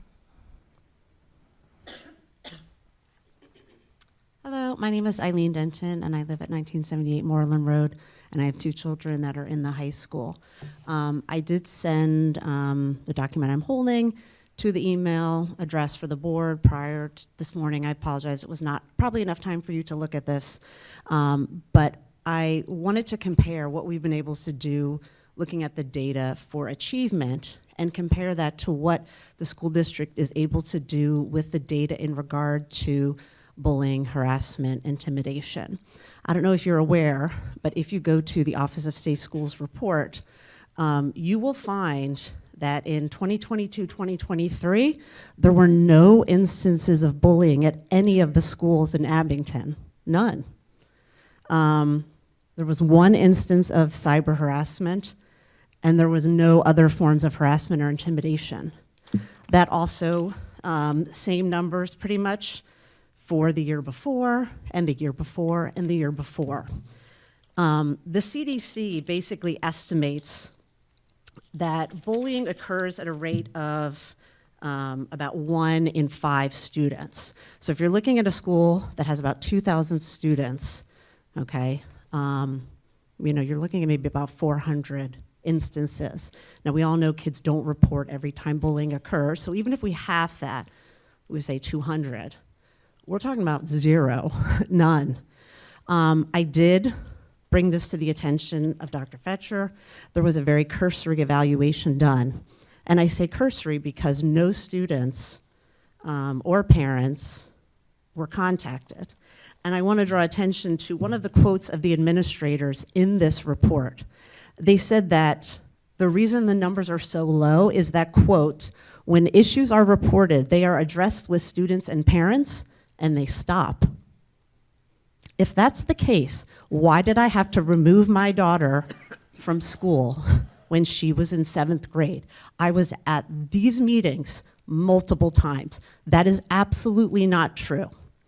The only way to assess all of the programs that the district is doing, just like we do with academics, is to have some data. What can we do with 0 instances of bullying every year? Does that mean that we don't need any of those programs that we're doing? How do we even know if any of them are working? Are we wasting taxpayer money? Is it doing anything? It's extremely concerning as a parent to see that and think, okay, the year that my daughter, I had to remove her from the school, there was 1 instance of bullying. Was that her? I mean, there were many other kids. I brought to my daughter's attention, last year there was no cyber harassment in the middle school. And she said, are you kidding? There was this kid, she named all of the harassment that happened and how many people had to come to the office to talk about this. The kids know this is nonsense. I really would like for there to be a request that there is a committee made of administrators, teachers, staff, and parents to evaluate every time bullying is reported. Thank you for your time and for your voice. There are mics to the left and to the right of you. Please be sure to state your name and address. Mr. Sneed, can you confirm that there are no callers on the line? That is confirmed. Dr. Fetcher? First, I would like to address the coding of below basic. I agree with you 100%. That shouldn't be done that way. That's a requirement from the state. Any students below 95% participation are coded as below basic. And 100% agree with that shouldn't be the way it is, unfortunately.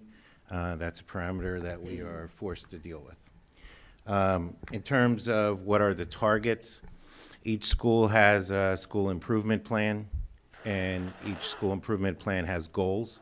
Those goals have percentages for improvement, some in growth and some in achievement. So within every one of those data points that we saw, we have specific goals targeted for each school through our school improvement plans. In terms of a response to the incidents of bullying that were reported on the Pennsylvania Schools Report, there was a very serious allegation made to the district that the district was purposely underreporting bullying incidents on the PA Safe Schools Report. And based on these allegations, the district hired a third party to investigate that assertion. And I provided a summary of that report as well. It is important to note that there's no benefit for the district to underreport data on a Safe Schools Report.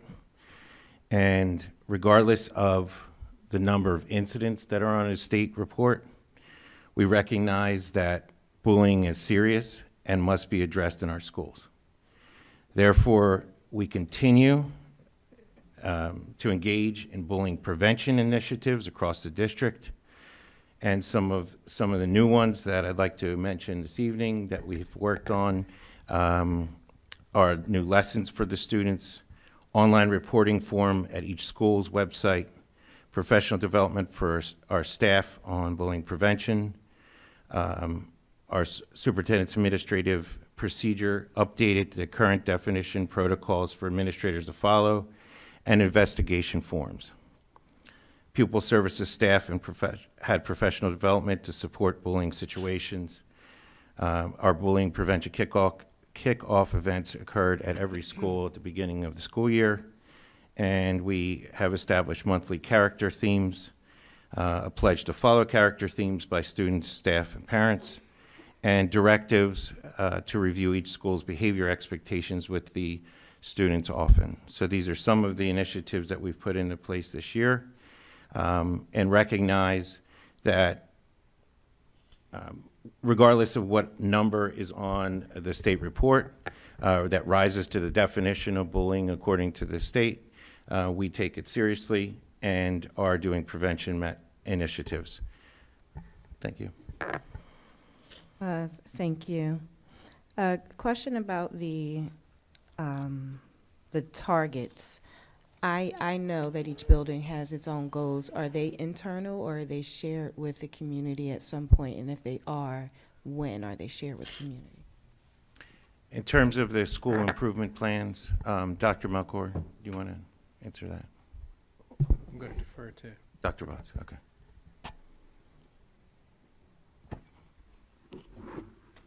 For each of the school goal plans, all of our Title I schools have those school goal plans published. If I understand the question, is that correct? Is that like you were wondering where? Yes, and I believe they're also Posted.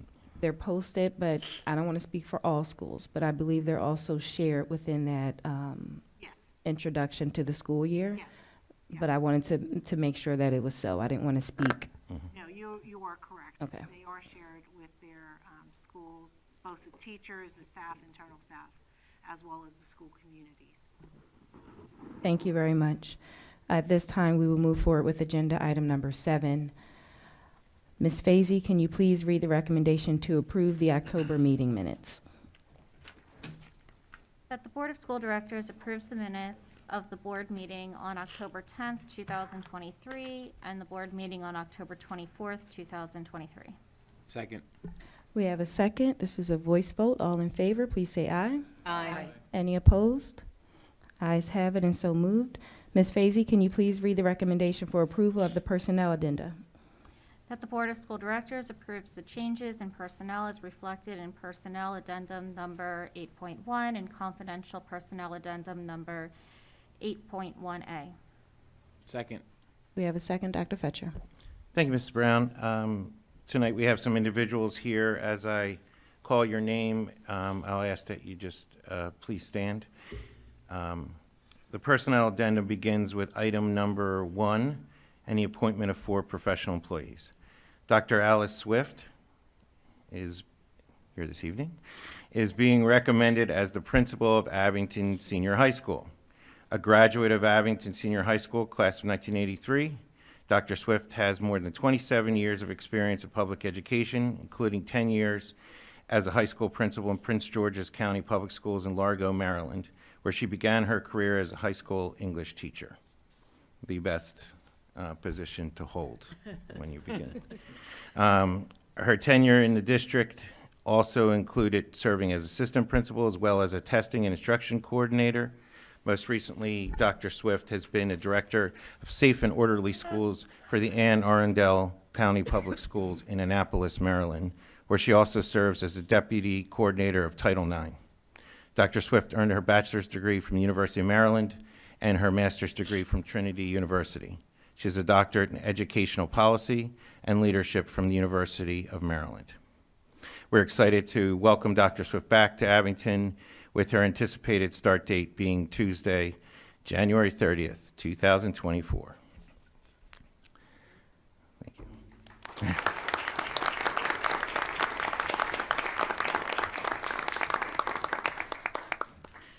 Next, Ms. Julia Matthews is being recommended for the position of School Climate Officer at Abington Middle School. Ms. Matthews has more than 17 years' experience in public education, including 6 years as Dean of Students in the School District of Philadelphia, where she began her career as a health and physical education teacher. Most recently, Ms. Matthews has been the Climate Manager in the School District of Philadelphia. Ms. Matthews earned her Master's of Education from Cabrini University and a Master's of Education in Educational Leadership from Holy Family University.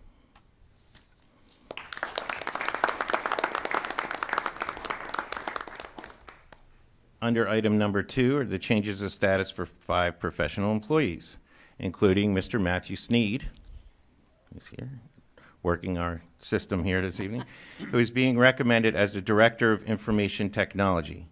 Mr. Sneed has worked a variety of positions at the Abington School District since 1999. Most recently, Mr. Sneed took on the role of Temporary Director of Technology. Tonight, I am pleased and proud to recommend him for the permanent position.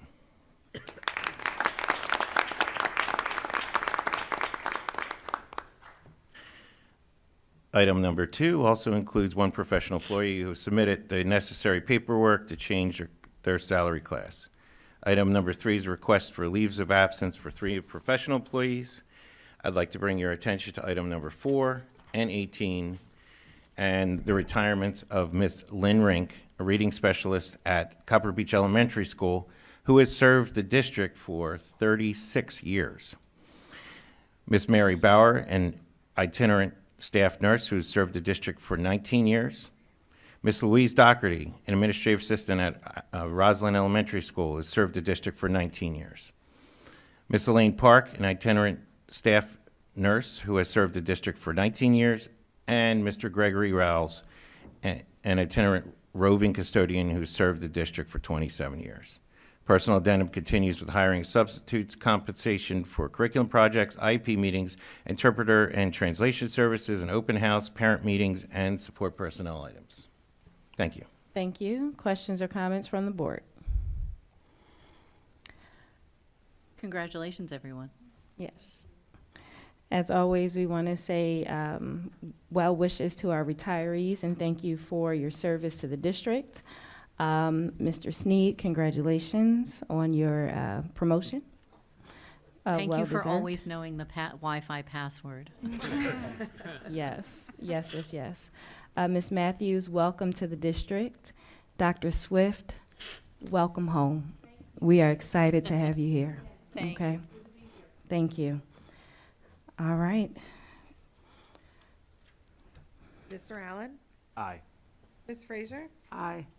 Mr. Kai? Aye. Dr. Mowry? With pleasure, aye. Mrs. Glasser?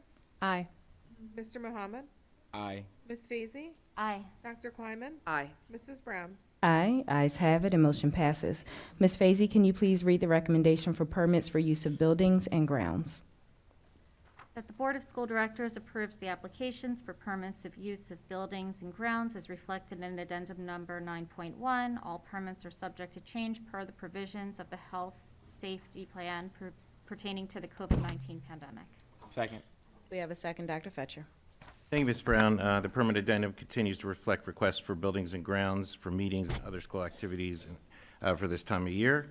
I'd like to bring your attention to permit number 211, and that is for Abington Education Foundation's Harlem Wizards Family Fun Day at Abington Senior High School on March 23rd. Also, bring your attention to field permit number 50A, which is for Montgomery County Recycling Household Hazardous Waste Collection on June 15th at Abington Middle School. Thank you. Questions or comments from the board? Mrs. Young? Mr. Allen? Aye. Ms. Frazier? Aye. Mr. Kai? Aye. Dr. Mowry? Aye. Mrs. Glasser? Aye. Mr. Muhammad? Aye. Ms. Fazy? Aye. Dr. Kleiman? Aye. Mrs. Brown? Aye. Ayes have it and motion passes. Ms. Fazy, can you please read the recommendation for awards of contracts? That the Board of School Directors approves the awards of contracts as reflected in addendum number 10.1. Second. We have a second, Dr. Fetcher. Thank you, Mrs. Brown. Tonight, for your consideration, we have one award of contract, and that is for cafeteria tables for Abington Senior High School, and these are paid through the Food Service Fund. Thank you. Questions or comments from the board? Mrs. Young? Mr. Allen? Aye. Ms. Frazier? Aye. Mr. Kai? Aye. Dr. Mowry? Aye. Mrs. Glasser? Aye.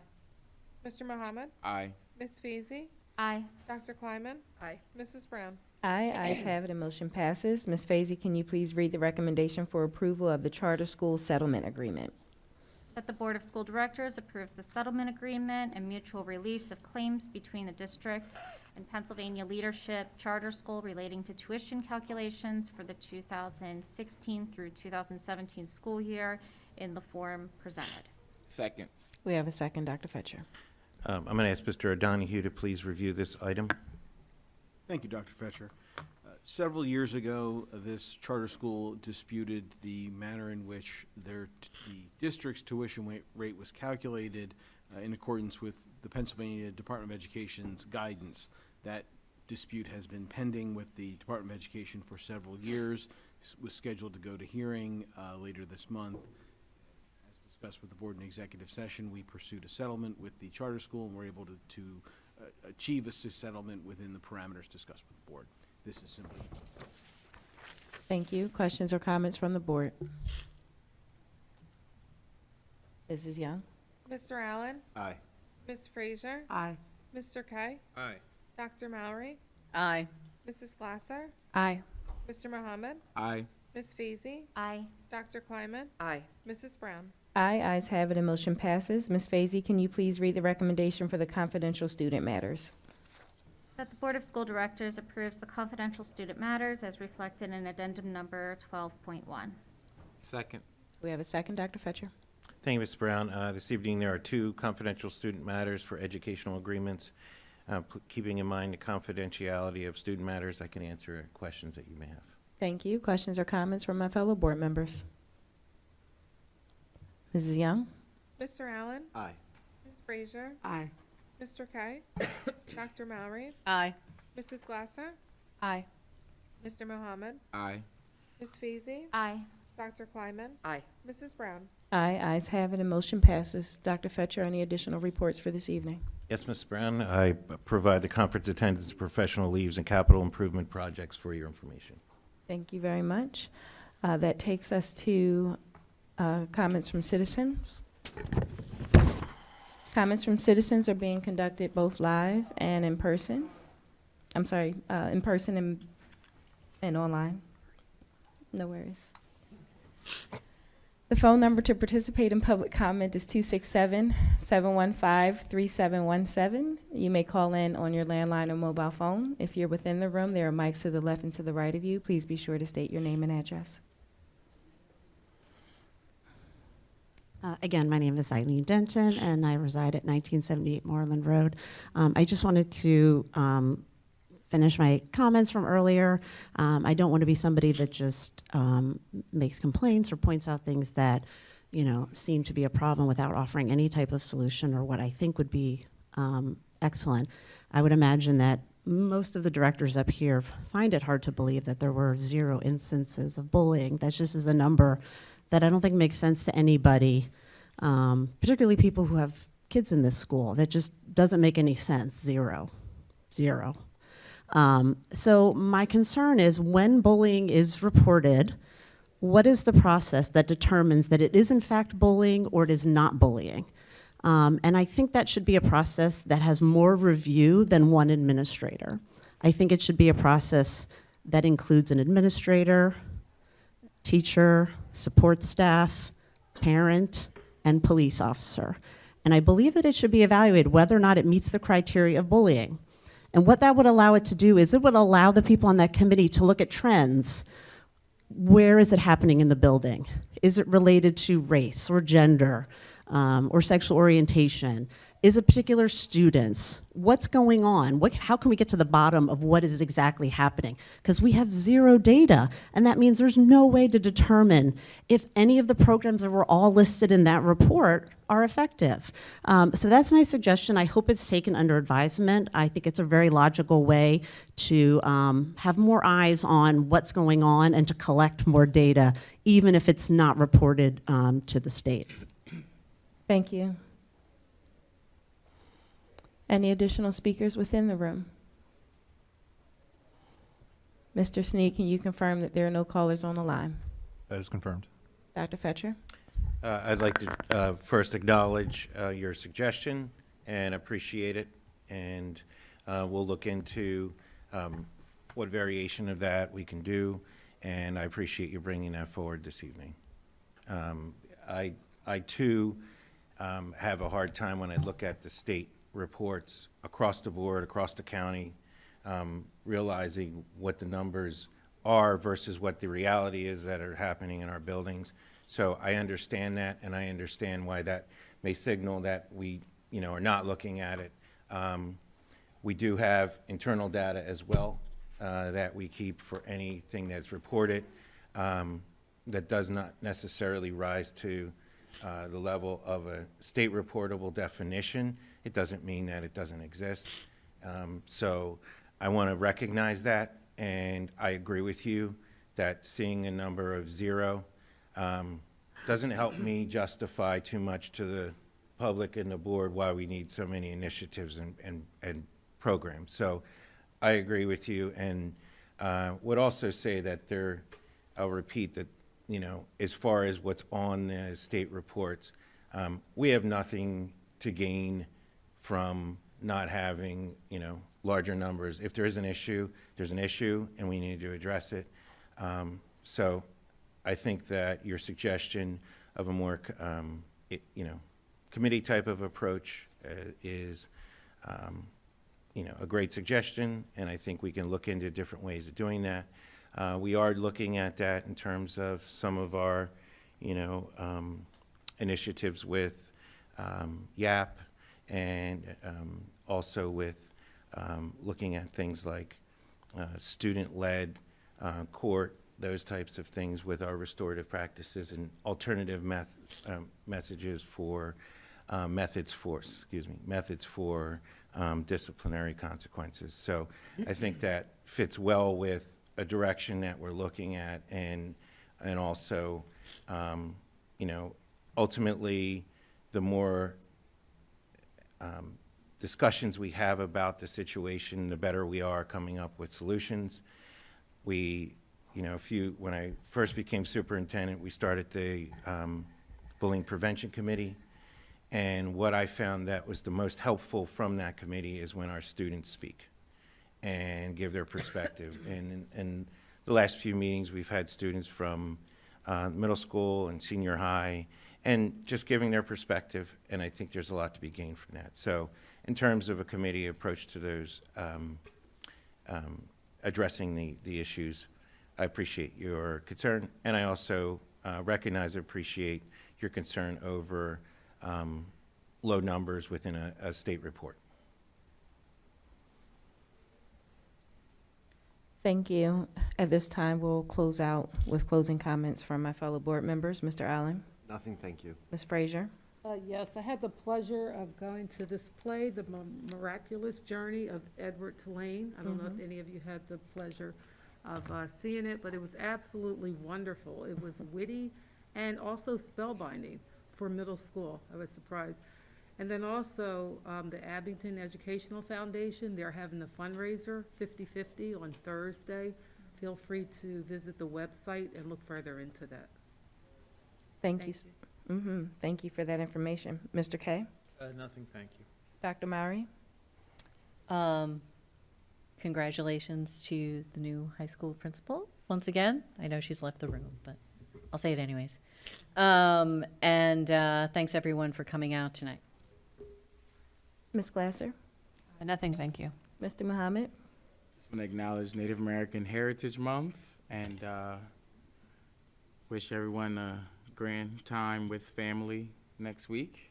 And the holidays are upon us, and it's a joyous time for all of us. Ms. Fazy? Just wanted to acknowledge that it's American Education Week and thank everyone that does everything every day to go ahead and keep our kids learning, bringing our kids to and from school, and that goes ahead and works together to give our kids this rich educational experience in Abington. Dr. Kleiman? Nothing, thank you. Dr. Fetcher? I just want to take a moment to thank members of the community and board of school directors, as well as students and staff members who participate and sat in on interview committees for many of the positions that you heard of this evening.